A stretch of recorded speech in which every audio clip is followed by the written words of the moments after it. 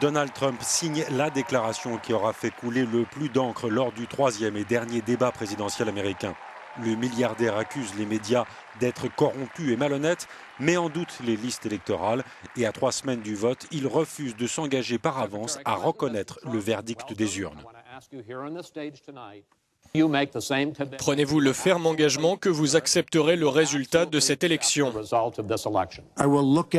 Je l'examinerai au moment voulu, pas maintenant, mais en temps voulu.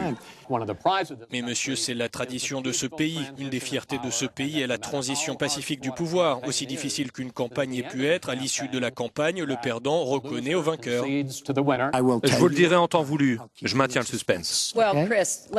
Eh bien, Chris, laissez-moi répondre. C'est terrifiant. À chaque fois que Donald pense que tout ne va pas comme il le souhaite, il prétend que les conditions étaient truquées contre lui. Quelle méchante femme. Autre accrochage du débat, les positions des deux candidats face au président russe Vladimir Poutine. De ce que je vois, Poutine n'a aucun respect pour cette personne.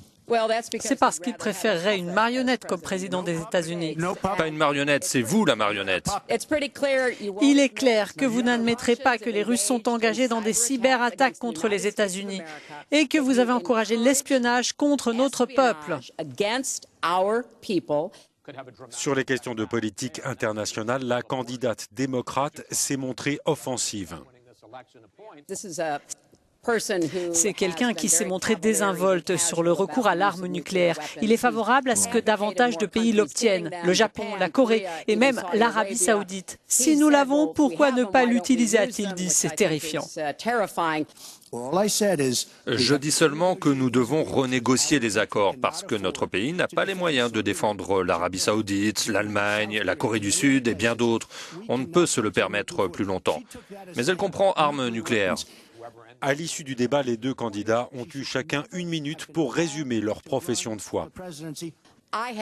J'ai fait de la cause des enfants et des familles le travail de ma vie. Ce sera la mission de ma présidence.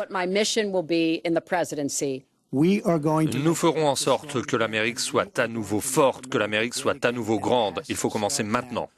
Hillary Clinton et Donald Trump ne se sont pas serré la main ni au début ni à la fin du débat. L'un et l'autre ont ostensiblement évité de se croiser sur la scène.